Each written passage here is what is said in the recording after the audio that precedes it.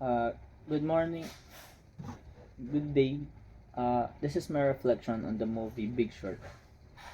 Um, if I had to sum up the what the Big Short taught me, it's that clarity often lives in the margins, and that the most dangerous lies are the ones we tell ourselves.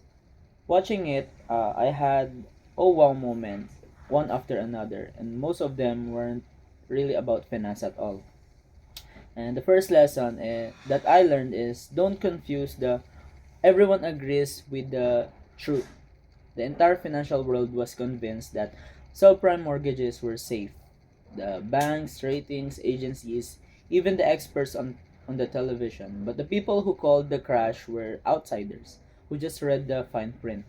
Uh, it made me realize how easy it is to go along with the crowd, especially when everyone else seems so sure. I catch myself doing this in class sometimes, nodding along even when I don't understand.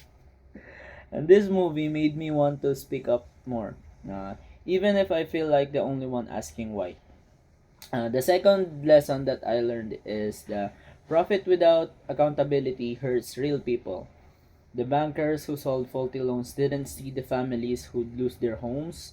The rating agencies didn't think about the retirees whose savings would vanish.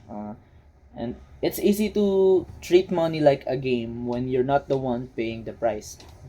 As someone who's starting to think about their career or my career, this hits hard.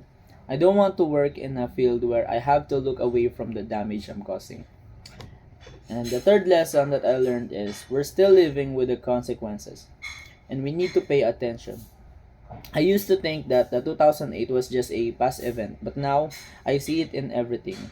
The higher rent I'll face when I graduate, the student loans that will follow me for years, the way my parents still hesitate to take financial risks. This isn't history. It's a blueprint for what can happen if we let greed and complacency take over again. Most of all, and lastly, the movie taught me that curiosity is a superpower.